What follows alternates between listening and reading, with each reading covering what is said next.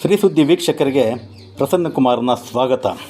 ಸ್ನೇಹಿತರೆ, ಶ್ರೀ ಸುದ್ದಿ ವಾಹಿನಿ ಇಲ್ಲಿಯವರೆಗೆ ಉತ್ತಮ ಸುದ್ದಿಗಳಿಗೆ ಪ್ರಾಮುಖ್ಯತೆ ನೀಡಿ ಪ್ರಸಾರ ಮಾಡುತ್ತಿದೆ. ಹಾಗೆಯೇ ಸಾಧಕರ ಬಗ್ಗೆ, ಎಲೆಮರೆ ಕಾಯಂತಿರುವವರ ಸಾಧಕರ ಬಗ್ಗೆ ಮಾಹಿತಿ ನೀಡುತ್ತಾ ಬಂದಿದ್ದೇವೆ. ಆದರೆ ಈಗ ನೀಡುತ್ತಿರುವ ಸುದ್ದಿ ಅನೇಕರಿಗೆ ಆನೇಕಲ್ನ ತಾಲೂಕಿನ ಹೆಸರಾಂತ ದೇವಾಲಯ ಹಾಗೂ ಶಕ್ತಿ ಸ್ಥಳ ಶ್ರೀ ಕಕ್ಕಮಲ್ಲೇಶ್ವರ ದೇವಾಲಯದ ಸುತ್ತಮುತ್ತ ನಡೆಯುತ್ತಿರುವ ಘಟನೆಗಳ ಬಗ್ಗೆ ಮಾತನಾಡಬೇಕಿದೆ. ಇಲ್ಲಿರುವ ಶಿವ ದೇವಾಲಯ ಪುರಾತನ ದೇವಾಲಯವಾಗಿದೆ. ಸಾವಿರಾರು ಭಕ್ತರು ಈ ದೇವಾಲಯದ ಶಿವನ ಆರಾಧಕರಾಗಿದ್ದಾರೆ. ಪ್ರಕೃತಿಯೇ ಶಿವನನ್ನು ಆರಾಧಿಸುವುದೇನೋ ಎಂಬಂತೆ ಗೋಪುರದಲ್ಲಿ ಕಿಂಡಿ ಇದ್ದು ಮಳೆ, ಬಿಸಿಲು, ಗಾಳಿ ಶಿವಲಿಂಗವನ್ನು ಸ್ಪರ್ಶಿಸುವಂತೆ ಹಿರಿಯರು ನಿರ್ಮಿಸಿದ್ದಾರೆ. ಇದು ಸರ್ವೆ ನಂಬರ್ 35ರಲ್ಲಿದ್ದು ಅರಣ್ಯ ಇಲಾಖೆಯವರು ಸುಮಾರು ವರ್ಷಗಳ ಹಿಂದೆ 100 ಗಿಡಗಳನ್ನು ನೆಟ್ಟು ಪರಿಸರವನ್ನು ಉತ್ತಮವಾಗಿಟ್ಟುಕೊಂಡಿದ್ದರು. ಸಸಿಗಳನ್ನು ಹಾಳಾಗದಂತೆ ವರ್ಷಗಟ್ಟಲೆ ಕಾಪಾಡಿಕೊಂಡಿದ್ದರು. ಈ ಸ್ಥಳವು ಗೋಮಾಳವಾಗಿದ್ದು ಸುತ್ತಮುತ್ತಲಿನ ಗ್ರಾಮಗಳ ಗೋವುಗಳು, ಕುರಿಗಳು ಇಲ್ಲಿ ತಮ್ಮ ಆಹಾರವನ್ನು ಕಂಡುಕೊಂಡಿದ್ದವು. ಆದರೆ ಇತ್ತೀಚೆಗೆ ಕೆಲವು ವರ್ಷಗಳಿಂದ ಭೂದಾಹಿಗಳಿಂದಾಗಿ ಇಲ್ಲಿನ ಸರ್ಕಾರಿ ಭೂಮಿಯನ್ನು ಸ್ವಾಹ ಮಾಡಲು ಇನ್ನಿಲ್ಲದ ಪ್ರಯತ್ನ ಪಡುತ್ತಿದ್ದಾರೆ. ರೈತರ ಹೆಸರಿನಲ್ಲಿ ತಮ್ಮ ಬೆಳೆ ಬೇಯಿಸಿಕೊಳ್ಳಲು ಹಿಂಬಾಗಿಲಿನಿಂದ ಪ್ರವೇಶಿಸುತ್ತಿದ್ದಾರೆ. ಬಡ ರೈತರಿಗೆ 8 ಗುಂಟೆ 10 ಗುಂಟೆ ಜಮೀನನ್ನು ಸರ್ಕಾರ ಮಂಜೂರು ಮಾಡಿದ್ದರೆ ಈ ಭೂದಾಹಿಗಳು ಅವರಿಗೆ ಹಣದ ಆಮಿಷ ಅಥವಾ ದೌರ್ಜನ್ಯದಿಂದ ತಮ್ಮ ಸುಫರ್ದಿಗೆ ತೆಗೆದುಕೊಳ್ಳಲು ಪ್ರಯತ್ನಿಸುತ್ತಿದ್ದಾರೆ. 2 ಎಕರೆ 3 ಎಕರೆಗಳಿಗೆ ಸ್ಥಿರ ಗೋಡೆಯನ್ನು ನಿರ್ಮಿಸಲು ಪ್ರಯತ್ನಿಸುತ್ತಿದ್ದಾರೆ. ಇತ್ತೀಚೆಗೆ ಅರಣ್ಯ ಇಲಾಖೆಯವರು ನೆಟ್ಟಿದ್ದ ಮರಗಳನ್ನು ಕಡಿದು ಪರಿಸರವನ್ನು ಹಾಳು ಮಾಡಿದ್ದಾರೆ. ರೈತರ ಹೆಸರಲ್ಲಿ ಮರಗಳ್ಳರು ದಾಳಿ ಮಾಡಿ ಪ್ರಕೃತಿಯನ್ನು ವಿರೂಪಗೊಳಿಸುತ್ತಿದ್ದಾರೆ. ಮರ ಕಡಿದ ಸ್ಥಳ ಸರ್ಕಾರಿ ಜಾಗವಾಗಿದ್ದು ಸುತ್ತಮುತ್ತಲ ಬಂಡೆಗಳಿಂದ ಕೂಡಿದೆ. ಈಗಾಗಲೇ ಹಲವರಿಂದ ಭೂಮಿ ಒತ್ತುವರಿಯಾಗಿದ್ದು ಉಳಿದ ಪ್ರದೇಶ 75% ಭಾಗ ಬಂಡೆ ಇದ್ದು 25 ಭಾಗ ಮಣ್ಣಿನ ಭಾಗವಾಗಿದೆ. ವರ್ಷದಲ್ಲಿ 10 ಕಾರ್ಯಕ್ರಮಗಳು ದೇವಾಲಯದಲ್ಲಿ ನಡೆಯುತ್ತಿದೆ. ಸಾವಿರಾರು ಭಕ್ತರು ಇಲ್ಲಿ ತಮ್ಮ ಶ್ರದ್ಧಾ ಕೇಂದ್ರವನ್ನಾಗಿಸಿಕೊಂಡಿದ್ದಾರೆ.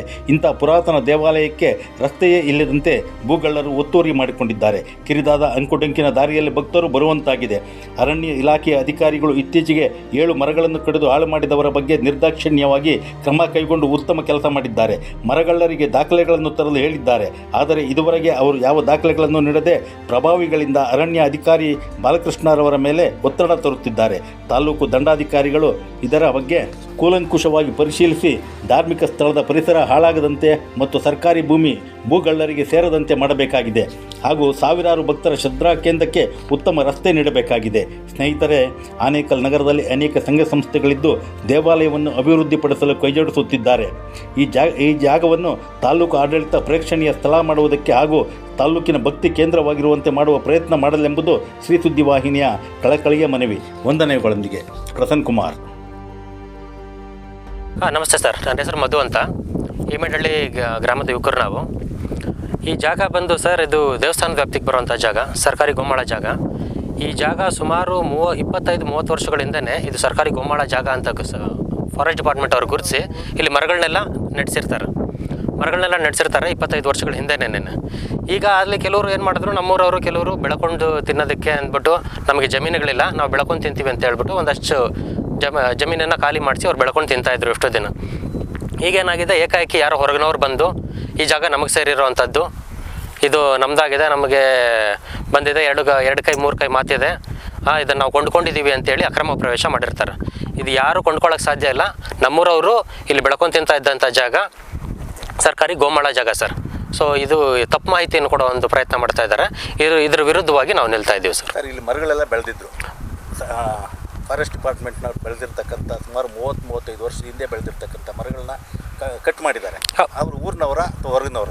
ಇಲ್ಲ ಸರ್, ಊರಿನವರು ಸಹಕಾರದಿಂದ ಹೊರಗಿನವ್ರು ಬಂದು ಕಟ್ ಮಾಡಿರುವಂಥದ್ದು ಇದು. ಸೊ ಇದನ್ನು ನಾವು ಅರಣ್ಯ ಇಲಾಖೆಗೆ ನಾವು ಮಾಹಿತಿ ಕೊಟ್ಟಿರ್ತೇವೆ. ಅರಣ್ಯ ಇಲಾಖೆಯವರು ಬಂದು ಕೂಡಲೇ ಕ್ರಮ ತಗೊಂಡು ಆ ಮರಗಳನ್ನೆಲ್ಲ ಸೀಸ್ ಮಾಡಿ ಅವರು ಕಾನೂನು ಪ್ರಕಾರ ಏನು ಕ್ರಮ ತೊಗೊಬೇಕೋ ಅದು ತೊಗೊಂಡಿರ್ತಾರೆ ಸರ್.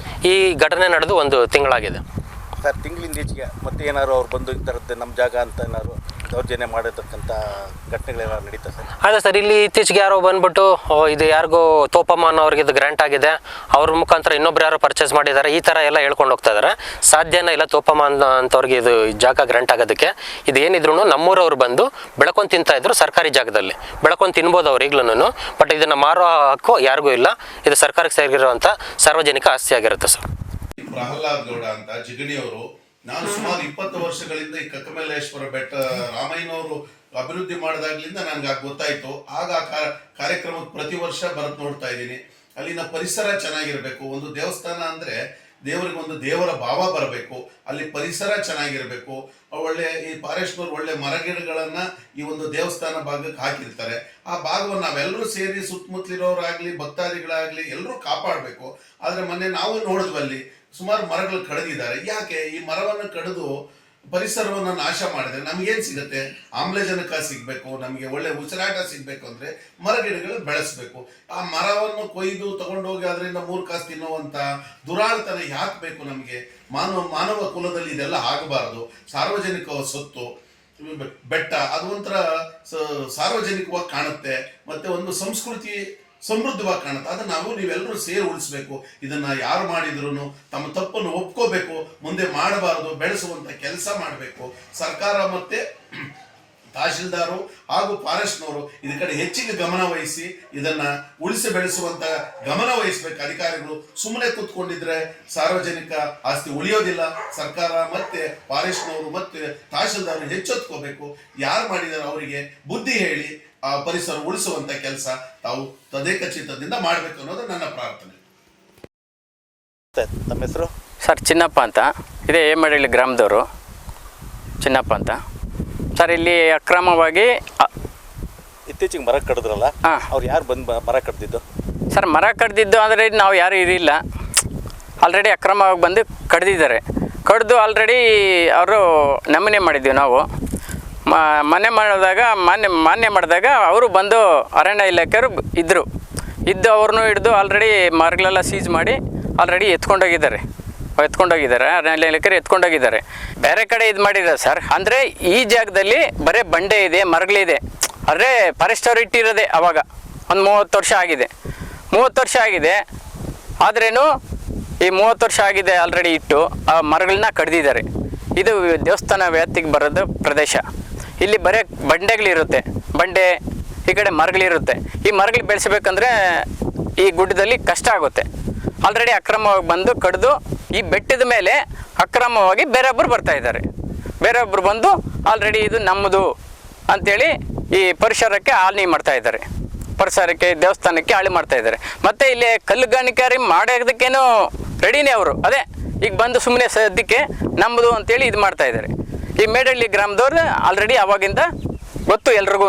ಮೇಡಹಳ್ಳಿ ಗ್ರಾಮದಲ್ಲಿ ದೇವಸ್ಥಾನ ಹಳ್ಳಿಗೂ ಸೇರಿದೆ, ದೇವಸ್ಥಾನ ಇಲ್ಲ ಅಂತ ಹೇಳ್ಬಾರ್ದು. ಅಂದರೆ ಇದು ಬರೋದು ಮೇಡಹಳ್ಳಿ ವ್ಯಾಪ್ತಿ ಪ್ರದೇಶಕ್ಕೆ. ಇದು ನಾವು ಹುಟ್ಟಕ್ಕೆ ಮುಂಚಿಂದ ತಾತನ ಕಾಲದಿಂದ ಇರೋ ಬಂಡೆ ಸಾರ್ ಇದು. ಯಾರು ಇದನ್ನೇನು ಮಾಡೋಕ್ಕಾಗಲ್ಲ.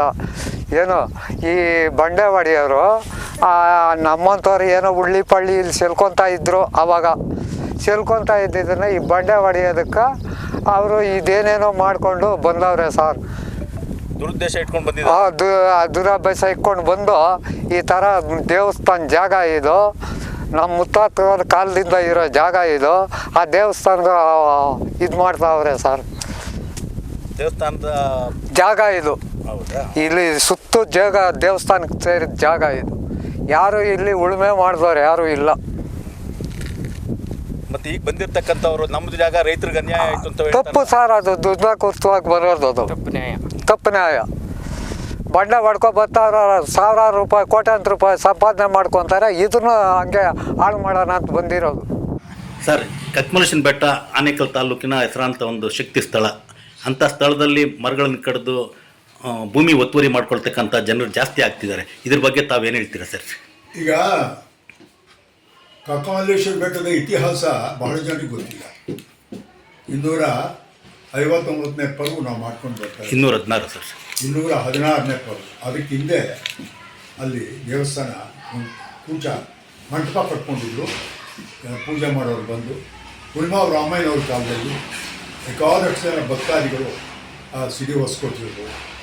ಆ ಕಡೆ ಮೇಡಹಳ್ಳಿಯವರು, ತೆಲುಗರಳ್ಳಿಯವರು ಎಲ್ಲ ಭಕ್ತಾದಿಗಳೆಲ್ಲ ಸೇರಿ ಇವತ್ತು ಒಂದು ದೊಡ್ಡ ದೇವಸ್ಥಾನ ಕಟ್ಟಿಸಿ ಅದರ ಚರಿತ್ರೆಯನ್ನು ಪುನರುತ್ಥಾನಗೊಳಿಸಿದ್ದಾರೆ. ಆದರೆ ಇತ್ತೀಚೆಗೆ ಯಾರೋ ಕಿಡಿಗೇಡಿಗಳು ಸಂಬಂಧ ಪಡೆದೇ ಇರೋರು ಅಲ್ಲಿ 80 ಎಕರೆ ಇದ್ದದ್ದು ಆಸ್ತಿ, ಅದು ಸರ್ಕಾರಿ ಆಸ್ತಿ. ದೇವಸ್ಥಾನ ಕೂಡ ಸರ್ಕಾರದ್ದೇ. ನಮ್ಮ ಕೆಲಸ, ಸಾರ್ವಜನಿಕರ ಕೆಲಸ ಏನಂದರೆ ಸರ್ಕಾರಿ ಆಸ್ತಿಯನ್ನು ನಾವು ಕಾಪಾಡಬೇಕು. ಸಾರ್ವಜನಿಕರು ಕಾಪಾಡಿ ಭಕ್ತರಿಗೆ ಅಲ್ಲಿ ಬಂದು ಹೋಗೋರಿಗೆ ಸಂತೋಷನ, ಆನಂದನ ಕೊಡಬೇಕು. ನಾವು ಎಲ್ಲ ಇನ್ನೇನು ಅಲ್ಲಿ ಒಂದು ವೃದ್ಧಾಶ್ರಮ ಮಾಡೋಣ, ಒಂದು ಶಾಲೆ ತೆರೆಯೋಣ, ಮತ್ತು ಹೋದಂಥ ಭಕ್ತರಿಗೆ ಅಲ್ಲಿ ಒಂದು ರೂಮ್ಗಳು ಕಟ್ಕೊಡೋಣ, ಅಲ್ಲಿ ನಿತ್ಯ ದಾಸೋಹ ನಡೆಯೋ ವ್ಯವಸ್ಥೆ ಮಾಡೋಣ ಅಂತ ಎಲ್ಲ ಒಂದು ಸಮಿತಿ ರಚನೆ ಮಾಡಿಕೊಂಡು ನಾವು ವ್ಯವಸ್ಥೆ ಮಾಡಿಕೊಂಡಿದ್ದು. ಇಂಥ ಸಂದರ್ಭದಲ್ಲಿ ಇದ್ದಕ್ಕಿದ್ದಾಗೆ ಅಂದಾಜು 19ನೇ ತಾರೀಕು ಅಂತ ಕಾಣಿಸ್ತದೆ, ಬೆಳಗ್ಗೆ ಜಾವ 5 ಗಂಟೆಗೆ ಬಂದು ರಾತ್ರಿ ಕೇಳಿದೆ ಮರಗಳನ್ನ ಕಡಿದಿದ್ದಾರಲ್ಲ, ಈ ಕಿಡಿಗೇಡಿಗಳಿಗೆ ಏನಂತ ಹೇಳಬೇಕು. ಆದ್ದರಿಂದ ನಾನು ಪ್ರಾರ್ಥನೆ ಮಾಡ್ಕೊಳ್ತೀನಿ ಸರ್ಕಾರವನ್ನು, ನಾನು ಜಿಲ್ಲಾಧಿಕಾರಿಗಳನ್ನ ಮತ್ತು ಅಸಿಸ್ಟೆಂಟ್ ಕಮಿಷನರ್ ಅವ್ರನ್ನ, ತಹಶೀಲ್ದಾರ್ ಅವ್ರನ್ನ, ಏಕೆಂದರೆ ಆಸ್ತಿ ಅವ್ರದ್ದು. ಸರ್ಕಾರಿ ಆಸ್ತಿ ಅಂದರೆ ಸಂಬಂಧಪಟ್ಟವ್ರು ಯಾರಪ್ಪ ಅಂದರೆ ಅಸಿಸ್ಟೆಂಟ್ ಕಮಿಷನರು ಮತ್ತು ಜಿಲ್ಲಾಧಿಕಾರಿಗಳು. ತಹಶೀಲ್ದಾರರು ನಮ್ಮವರೇ ತಾಲೂಕಿನಲ್ಲಿದ್ದಾರೆ, ಮಾಡ್ಯಾಳ್ ಸಾಹೇಬರು. ಇವರೆಲ್ಲ ಕೂಡಲೇ ಗಮನ ಹರಿಸಿ ಯಾರ ಮರ ಕಡಿದವರು, ಅದು ಸರ್ಕಾರಿ ಭೂಮಿ, ದೇವಸ್ಥಾನ ಭೂಮಿ, ಅವ್ರ ಸ್ವಂತದ್ದಲ್ಲ, ರೈತರದಲ್ಲ, ಬೇಕಾದಷ್ಟು ಜಾಗ ಒತ್ತುವರಿ ಮಾಡಿ ದೇವಸ್ಥಾನಕ್ಕೆ ದಾರಿನೇ ಇಲ್ಲ, ಮುಚ್ಚಿಬಿಟ್ಟಿದ್ದಾರೆ. ಎಂಥ ದುರಂತ ಇದು. ಆದ್ದರಿಂದ ನಾನು ಪ್ರಾರ್ಥನೆ ಮಾಡ್ಕೊಳ್ತೀನಿ, ಸರ್ಕಾರ ಮತ್ತು ಸರ್ವೆ ಇಲಾಖೆ ಮತ್ತು ಅರಣ್ಯ ಇಲಾಖೆ, ಮುಖ್ಯವಾಗಿ ಅರಣ್ಯ ಇಲಾಖೆ ಬಂದು ಆ ದೇವಸ್ಥಾನದ ಜಾಗ ಎಷ್ಟು ಎಕರೆ ದೇವಸ್ಥಾನಕ್ಕೆ ಇದೆ ಅನ್ನೋದನ್ನು ತಿಳಿಪಡಿಸುವುದರ ಜೊತೆಗೆ ಈ ಕಿಡಿಗೇಡಿಗಳು ಯಾರು ಮರ ಪಡೆದಿದ್ದಾರೋ ಅವರಿಗೆ ಬಂಧಿಸಿ ಮುಂದಿನ ಕ್ರಮ ತಗೊಳ್ಬೇಕು. ಸರ್ಕಾರಿ ಆಸ್ತಿಯನ್ನು ಕಾಪಾಡಬೇಕು. ತುಂಬ ಬೆಲೆ ಬಾಳೋ ಭೂಮಿ ಅದೀಗ, ಕೋಟಿ ಬೆಲೆ ಬಾಳ್ತದೆ. ನಮ್ಮ ಕಕ್ಕಮಲ್ಲೇಶ್ವರ ಬೆಟ್ಟ ದೇವಸ್ಥಾನ ಇದೆಯಲ್ಲ, ದೇವಸ್ಥಾನದ ಆಸ್ತಿ ಅದು, ಸರ್ಕಾರದ ಆಸ್ತಿ. ಕೋಟಿಗಟ್ಟಲೆ, ಸುಮಾರು ನನಗೇನು ಒಂದು 100 ಕೋಟಿ ಆದರೂ ಆಗ್ಬೋದು, ಹೇಳಕ್ಕೆ ಬರೋದಿಲ್ಲ. 80 ಎಕರೆ ಇದ್ದಿದ್ದು ಇವತ್ತು ಅದು 18 ಎಕರೆಗೆ ಬಂದಿದೆ ಅಂತ ಯಾರೋ ಹೇಳ್ತಾರೆ, ನಮ್ಗೇನು ಗೊತ್ತಿಲ್ವಲ್ಲ. ಯಾಕೆಂದರೆ ಅದನ್ನು ಅಳತೆ ಮಾಡೋರು ಯಾರು? ಸರ್ವೆ ಇಲಾಖೆ ಅಳತೆ ಮಾಡಬೇಕು. ಮಾಡಿಸ್ಬೇಕಾದವ್ರು ಯಾರು?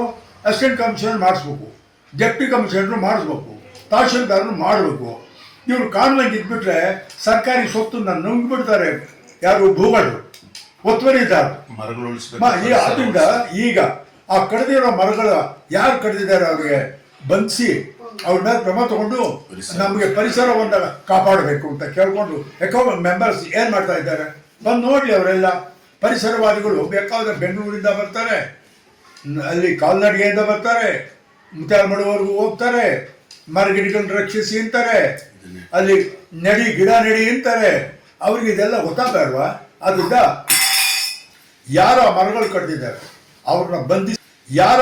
ಕಡ್ದಿದ್ದಾರೆ ಅವ್ರನ್ನ ಬಂಧಿಸಿ ಕೂಡಲೇ ಕ್ರಮ ತಗೊಳ್ಳೋದ್ರ ಜೊತೆಗೆ ಆ ಸರ್ಕಾರಿ ಆಸ್ತಿಯನ್ನು, ದೇವಸ್ಥಾನದ ಆಸ್ತಿಯನ್ನು ದಯಮಾಡಿ ಉಳಿಸ್ಕೊಡಿ.